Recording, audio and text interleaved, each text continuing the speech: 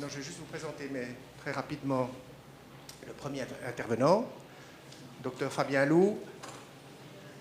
Il a commencé sa carrière en tant que laborant en biologie, c'est juste, hein, avant de faire les études vétérinaires, qu'il a terminées en 86. Après, pendant 10 ans, il a travaillé comme praticien, grands animaux et petits animaux. Il avait un cabinet à son nom. Ensuite, il a été 10 ans vétérinaire cantonal du canton de Fribourg, avant de partir en 2008 jusqu'à ce printemps, puisqu'il vient d'arrêter, à l'Office vétérinaire fédéral, qui s'appelle maintenant autrement, Office fédéral de la sécurité alimentaire et des affaires vétérinaires. Ça va, les traductrices? Et puis, il était président aussi jusqu'à maintenant des vétérinaires fribourgeois. Voilà. Si tu veux rajouter quelque chose, n'hésite pas. Sans ça, on peut y aller. Gilles.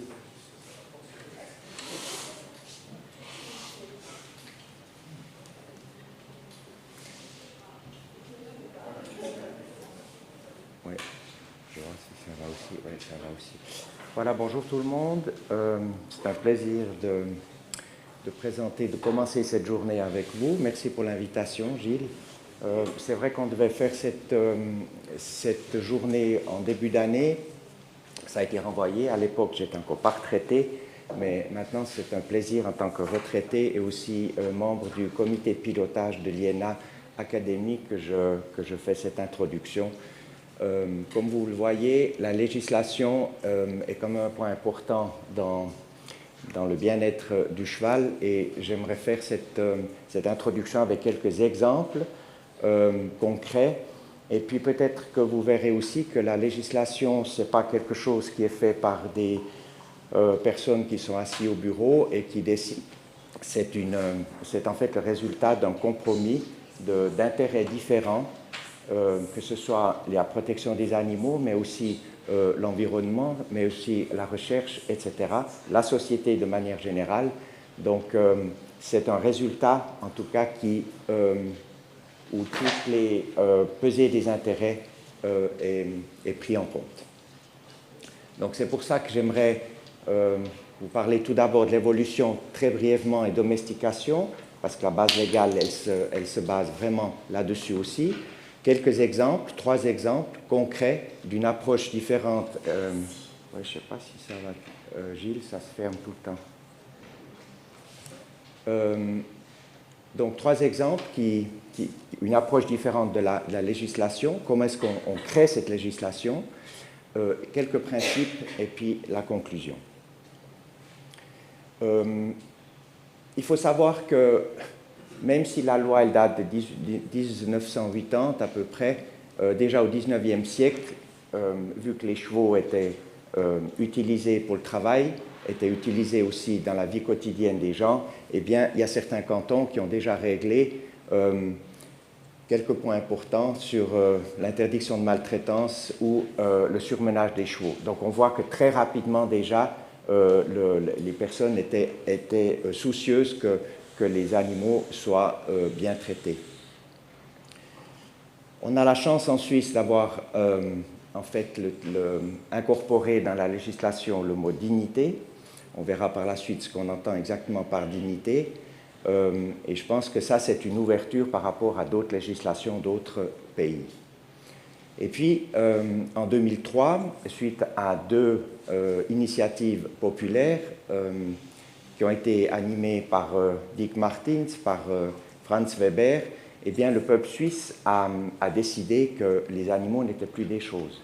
Donc, en fait, on voit que la population, que les gens qui travaillent avec les chevaux, en l'occurrence les chevaux ici, mais avec les animaux de manière générale, eh bien, ils ont leur mot à dire et c'est très bien comme ça. Très brièvement, comment notre organisation au niveau de la législation en Suisse, eh bien, avant qu'on ait la loi de 81, eh bien, il y avait, c'est des petits... Ouais. Donc, ce n'est pas moi qui coupe, hein, c'est juste que vous sachiez. Il y avait la Convention européenne et je pense que notre législation suisse est bien sûr basée là-dessus. Et ça, c'était dans le domaine des animaux d'élevage parce que c'est là qu'en fait on avait le plus grand nombre de problèmes. ça date l'Assemblée fédérale a décidé d'approuver cette convention européenne en novembre 79. Dans la Constitution, ça a été repris dans l'article 80, c'est-à-dire qu'on protégeait les animaux, mais au sens large.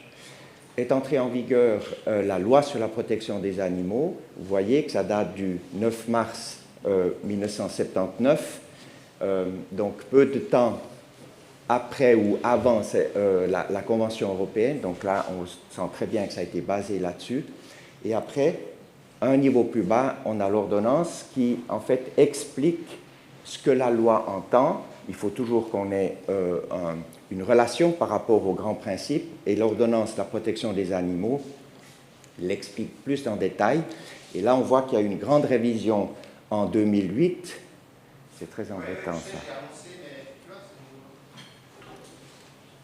En 2008, il y a eu une grande révision où là, on a incorporé les animaux de compagnie et les animaux sauvages. Jusqu'à 2008, ils étaient mentionnés de manière générale, mais depuis 2008, on est vraiment entré dans les détails pour légiférer en fait tout le domaine des petits animaux et des animaux sauvages. Et bien sûr, après, au niveau plus bas d'exécution, qu'est-ce qu'on entend par l'ordonnance? Eh bien, on a les dispositions d'exécution, on a des ordonnances du département, en l'occurrence de l'Intérieur pour ce qui concerne l'Office vétérinaire fédéral, et puis on a des directives techniques, les fiches thématiques qui expliquent plus en détail ce qu'on entend dans un article. Et souvent, à ce niveau-là, c'est bénéfique pour les personnes parce qu'on sait très bien de quoi on veut parler.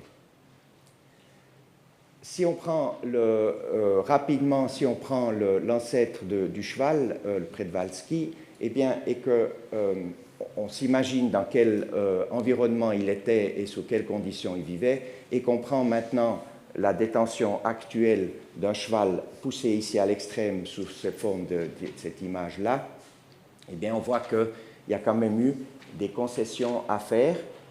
Et puis après, il faut savoir jusqu'où on va pour qu'on accepte que le cheval soit mis en boxe, soit en fait utilisé dans certains domaines à l'extrême.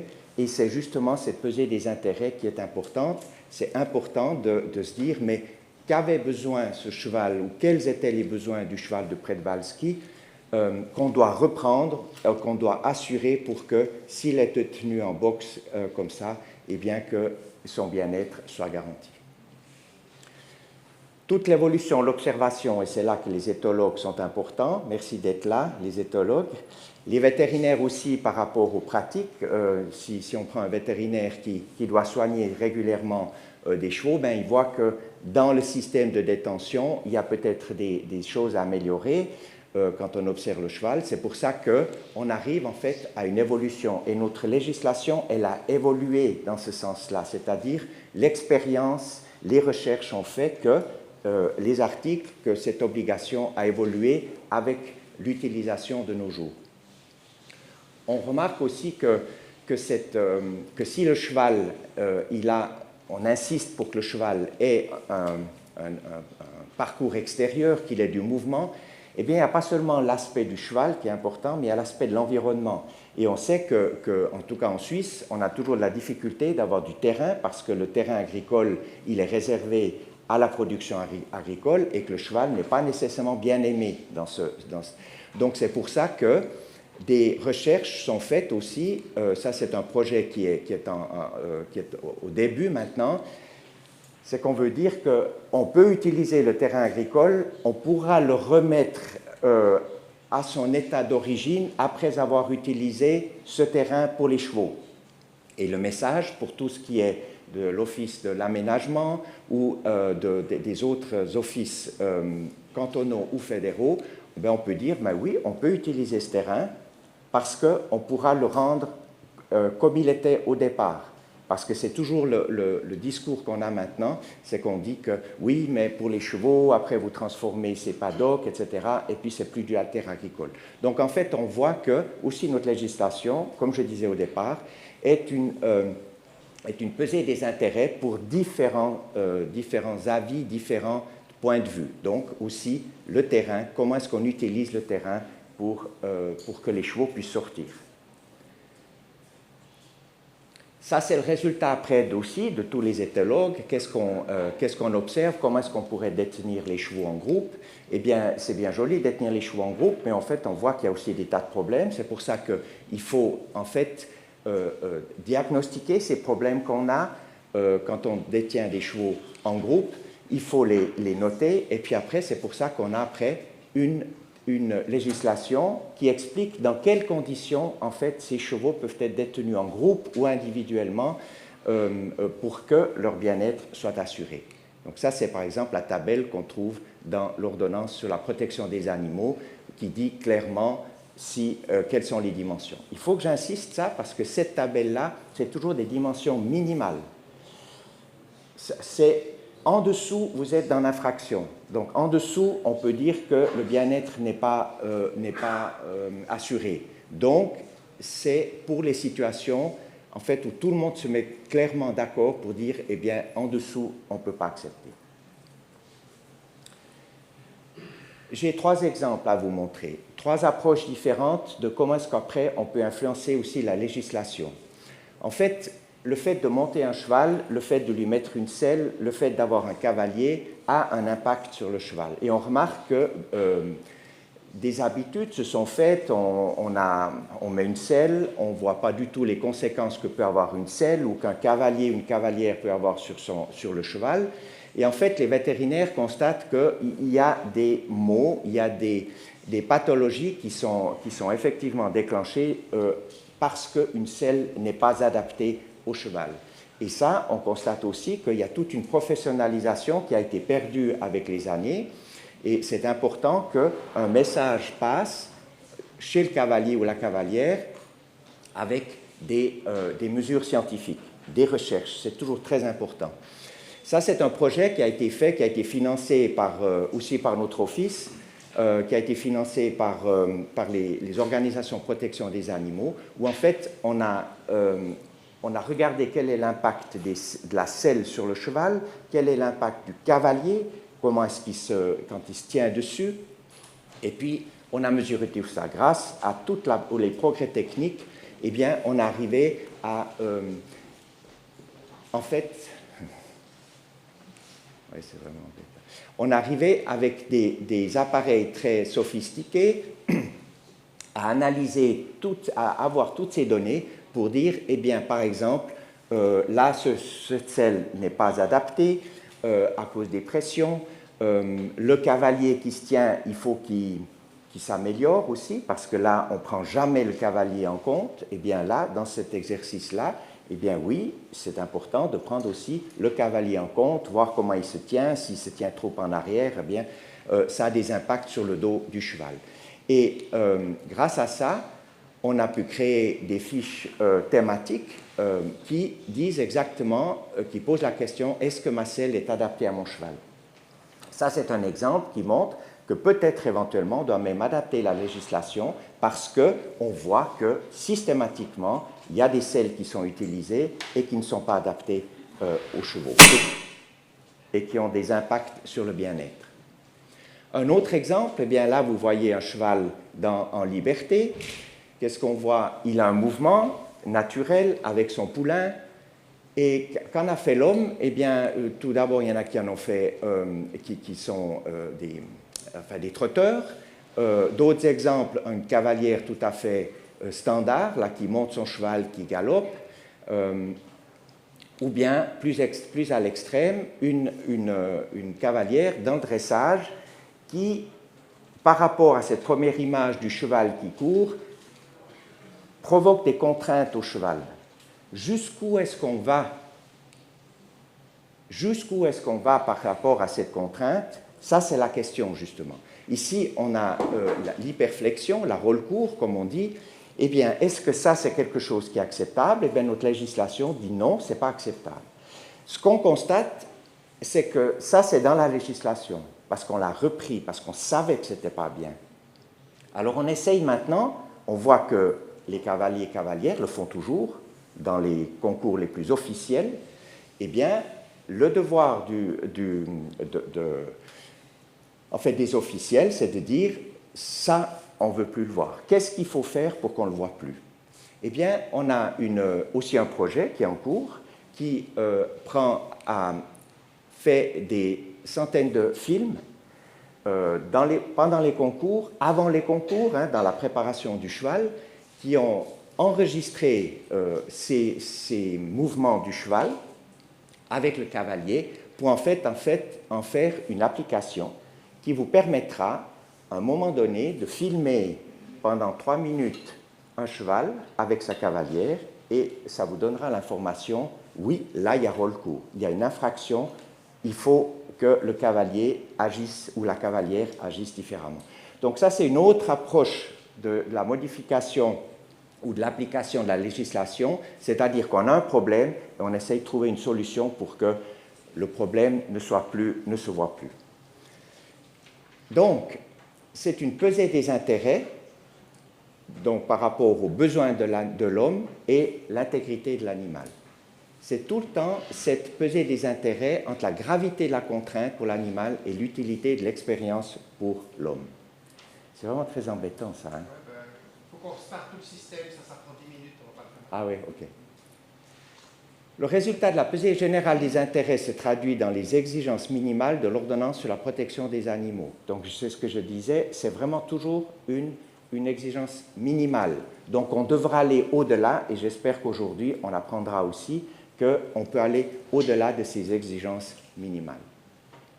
Alors, est-ce que la question conforme à la loi respectueux de l'animal, ça c'est la grande question. On voit que il n'y a pas seulement les centimètres, mais il y a aussi l'aspect qualitatif qui est important dans l'application de la législation. Et ça, c'est certainement un point important dans cette pesée des intérêts. La loi. Dans quelle mesure a-t-on le droit d'utiliser les animaux? Ça, c'est un thème qui est très actuel maintenant. On voit surtout dans le domaine aussi des chevaux. Est-ce qu'on a le droit encore de les monter? Et là, j'espère que dans le cadre d'une bonne application, bons éthologues, des vétérinaires qui défendent ça, on peut dire, on puisse continuer à dire oui, on a le droit, mais il y a quand même des choses à faire, des points à respecter. Donc, c'est la mise en balance des intérêts de l'homme et des restrictions imposées aux animaux, c'est ce que j'ai dit, peser des intérêts, donc ça c'est dans la loi. Et puis, la loi doit garantir pour chaque animal un traitement adapté à notre culture. Donc, on voit aussi que la société évolue et que le traitement de l'animal doit être adapté à notre époque. Le but, eh bien, la présente loi vise à protéger la dignité et le bien-être. Je disais qu'on a la chance d'avoir le mot dignité parce qu'on peut aller au-delà, bien sûr, du terme bien-être. Qu'est-ce que la dignité? Eh bien, c'est la valeur propre de l'animal. Ce n'est pas comment voit l'homme l'homme de manière générale, l'être humain, l'animal, c'est on prend l'animal et on prend sa valeur propre. Donc il y a atteinte à la dignité de l'animal lorsque la contrainte qui lui est imposée ne peut être justifiée par des intérêts prépondérants. Qu'est-ce que ça veut dire, ça? Eh bien là, il y a encore les intérêts prépondérants, on voit encore des nuances. Si on prend l'expérimentation animale, on part du principe qu'il y aura des souffrances, que la dignité, ce n'est pas la même dignité que si on a un animal de compagnie ou que si on a des animaux de rente. On part du principe qu'un animal de rente, un cochon ou une vache qui produit de la viande, eh bien, l'intérêt prépondérant est différent. Et ça, il faut faire très attention parce que selon l'utilité de l'animal, selon le contexte dans lequel il est utilisé, eh bien, ça peut être différent. Mais toujours dans l'idée que pour chaque animal, on doit avoir sa valeur propre. Il y a contrainte lorsque les douleurs, les maux ou les dommages sont causés à l'animal, quand on crée un état d'anxiété, et dans le sport équestre, il y a quand même aussi cette notion d'anxiété, on contraint l'animal à tel point qu'il devient anxieux, donc ça c'est aussi à tenir compte, mais où sont les limites? Ça c'est toujours la question.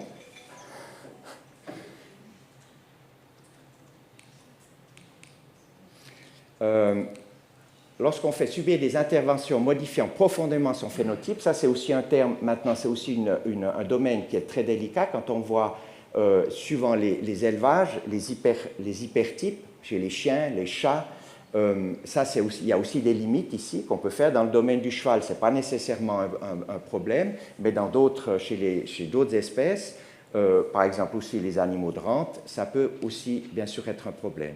Ou lorsqu'il est instrumentalisé, eh bien, je disais tout à l'heure qu'il y a des personnes qui estiment qu'on ne peut plus utiliser le cheval, eh bien ça serait, ils estiment que c'est une instrumentalisation excessive du cheval. Donc là, on voit les avis différents, et puis on doit tenir compte de tous ces avis. Le bien-être, on va l'entendre aujourd'hui, dans quelle mesure il est respecté, comment est-ce qu'on l'analyse, ce bien-être chez le cheval. Lorsque la détention, alors là, on a choisi les points essentiels dans le domaine de la détention, je disais, donc lorsque leur détention et leur alimentation sont telles que les fonctions corporelles et leur comportement ne soient pas perturbés, et puis qu'il soit aussi, que l'animal puisse ne pas être sollicité de manière excessive.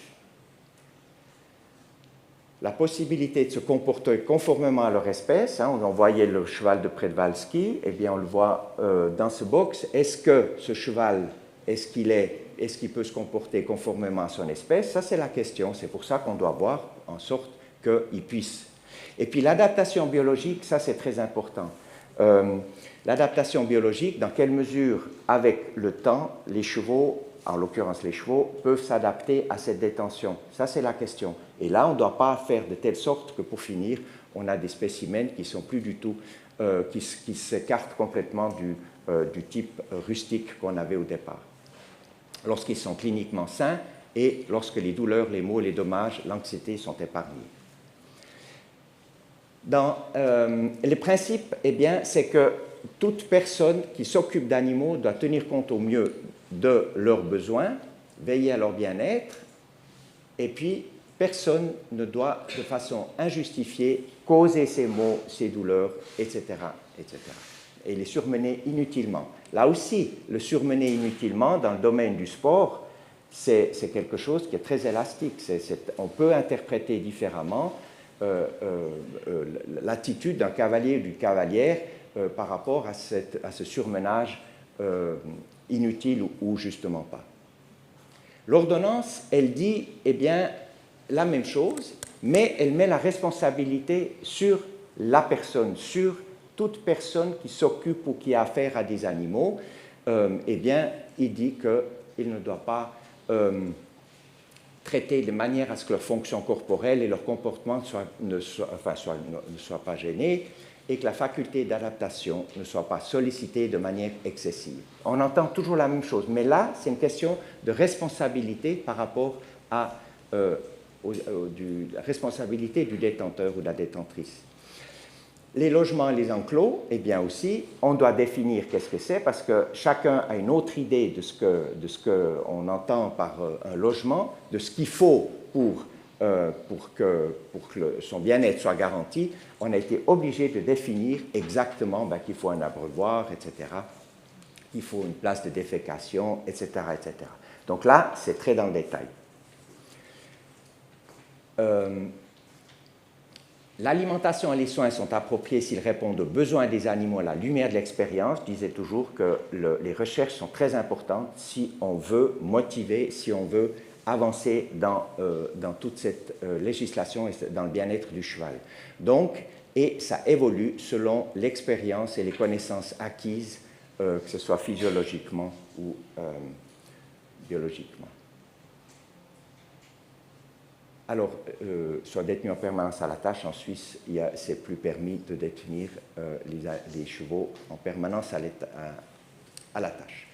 On verra ça aujourd'hui très bien dans les exposés, eh bien, on a mis des priorités par rapport à qu'est-ce qu'il faut pour que le bien-être soit assuré, soit dans le fourrage grossier, l'occupation, les mouvements libres, mais ça, vous l'entendrez aujourd'hui. Et puis, on a bien sûr le transport et le sport qui sont à part, où là, on met un accent spécial sur ces situations-là qui peuvent effectivement, tout d'un coup, déraper ou poser problème. Après, il y a toute la liste des interdits. De manière générale, il y en a encore qui sont très actuels, le doping, corriger avec les chocs électriques face à certaines stéréotypies. Ça, c'est explicite. À un moment donné, il a fallu le mettre dans la législation.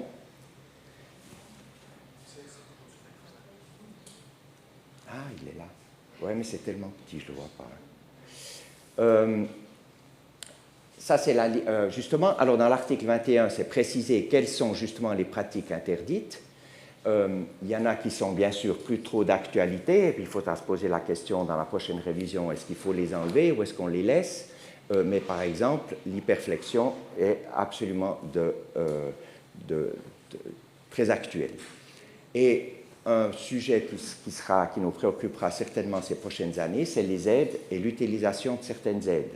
On voit qu'il y a énormément d'aides qui sont à disposition. Si on les utilise à mal escient, eh bien, on peut faire beaucoup de dégâts. Donc ça, c'est certainement un point sur lequel il faudra revenir ces prochaines années. Alors, on a la chance parce que les associations nous aident dans ce domaine-là. Ils ont souvent repris beaucoup de points qui sont dans l'ordonnance pour que les règlements privés soient aussi appliqués dans les manifestations sportives. Et là aussi, il y a la propre responsabilité de chaque détenteur. J'arrive à la conclusion. J'aimerais résumer un peu ce que je vous ai présenté très brièvement. Les bases légales se basent sur l'éthologie, les dernières connaissances scientifiques et les expériences. Donc, ce n'est pas simplement quelqu'un qui décide, comme on l'entend souvent en tant que vétérinaire officiel, oui, c'est ceux du bureau qui décident. Eh bien non. La législation, elle est basée sur quelque chose de concret, c'est aussi un compromis entre les différents intérêts. Ça, il faut le savoir, on n'a pas le choix. C'est le résultat de la pesée générale des intérêts, c'est donc un compromis des différents intérêts. Ce sont des exigences minimales, sans cesse en évolution et à la lumière de l'évolution. C'est pour ça que c'est important d'entendre les associations, d'entendre les vétérinaires, les éthologues, pour dire là, ça ne joue pas, là, ça joue, là, on peut améliorer, et là, il faut qu'on évolue ou pas. La responsabilité est toujours chez le détenteur et il doit veiller au bien-être de son cheval. La formation et les connaissances sont essentielles et même obligatoires pour certaines. La Suisse a ici insisté en 2008 beaucoup sur la formation obligatoire de certaines détentions ou à partir un nombre X par exemple de chevaux, 5. Au-delà des 5 chevaux, il faut une formation. Et ça, je pense que c'est une bonne chose parce que tout animal qui souffre à cause d'un manque de connaissances, eh bien, c'est un animal de trop qui souffre.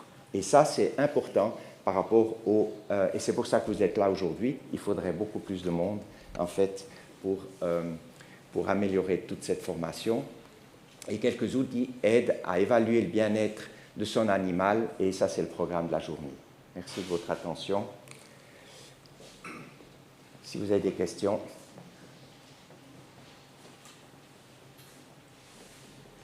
Tu veux le garder, celui-là?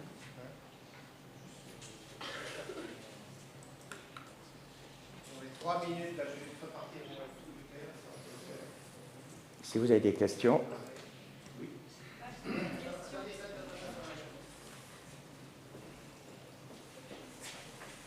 Merci. Vous avez dit que la loi, c'est toujours le résultat d'une pesée des intérêts. Pour ce qui est de la formation obligatoire, on sait que maintenant, une formation est obligatoire à partir de 5 équidés.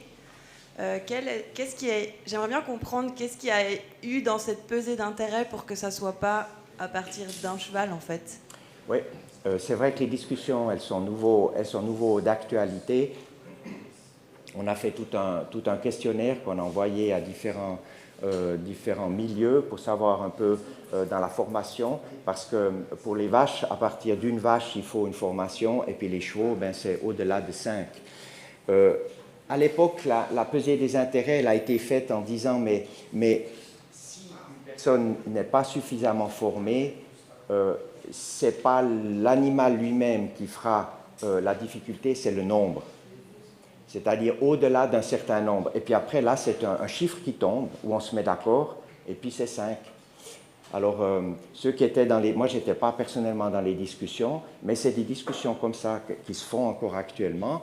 On dit, les associations de protection des animaux, ils aimeraient 1, parce qu'ils disent, on peut faire déjà du dégât avec 1. Et puis, ceux qui, plutôt les associations professionnelles, elles disent, mais ça, c'est exagéré. On ne peut pas envoyer tout le monde à la formation si c'est pour un cheval. Et ça, c'est cette pesée des intérêts, et le chiffre 5 est tombé. Pour les moutons, c'est un peu plus, et puis pour les vaches, c'est plutôt 1. Donc, on voit que... ça, c'est vraiment l'exemple typique qui est sûr. Merci pour la question. C'est vraiment l'exemple typique de cette pesée des intérêts entre les différents intérêts des personnes, en l'occurrence. Oui, Franz. Puis tu parles de détenteurs. Après, les chevaux, souvent, ce n'est pas les propriétaires, les détenteurs. Donc il faut bien différencier. Est-ce que c'est une obligation pour les propriétaires ou est-ce que c'est une obligation pour les détenteurs? Parce que souvent, les détenteurs ils reçoivent des indications, des prescriptions des propriétaires qui doivent suivre et puis qui sont contraires à la loi. Donc ça c'est une autre histoire. Oui, alors en principe, parce que j'ai été comme vétérinaire cantonal, c'est toujours le détenteur. Qui est 2 propriétaires, 10 propriétaires ou 1, c'est la personne qui s'occupe du cheval qui prend la responsabilité. Après, c'est une histoire privée, quel contrat ils avaient, etc. Mais pour les instances vétérinaires, quand il y a un problème, c'est le détenteur. Effectivement. C'est le propriétaire qui a besoin de... Oui. Alors, juste pour faire, si j'en colle le temps, dans le domaine des transports, on en a tenu compte. Dans le domaine des transports, de manière générale, on a dit, mais le chauffeur qui doit transporter des animaux, il est dépendant de son chef qui organise le travail. Et là, dans ce genre de formation, on a dit, eh bien alors, le patron de l'entreprise de transport doit faire aussi la formation. Donc là, ça pourrait correspondre, parce que bien sûr, les dégâts ou les causes pourraient être très, très grandes si un chauffeur ne fait pas son travail correctement. Oui, je crois qu'il y a un micro.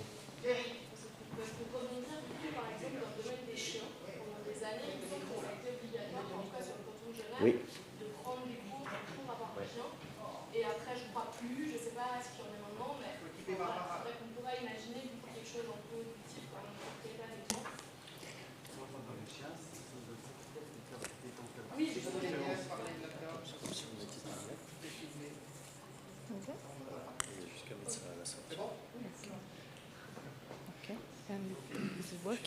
Bon, on va juste attendre Barbara, elle est juste en train de... Donc là, peut-être, juste en attendant, alors, pour les chiens, c'est malheureux parce qu'on avait fait ce questionnaire vraiment à large échelle et il était ressorti que ce soit les non-propriétaires de chiens ou les propriétaires de chiens, ils étaient tous d'avis que ces cours étaient bénéfiques.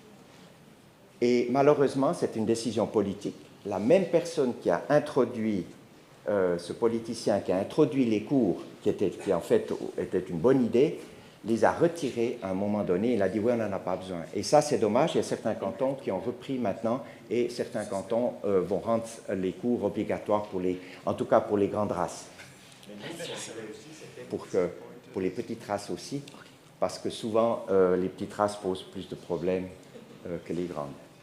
Ok, merci beaucoup. Désolé, il faut qu'on avance un tout petit peu.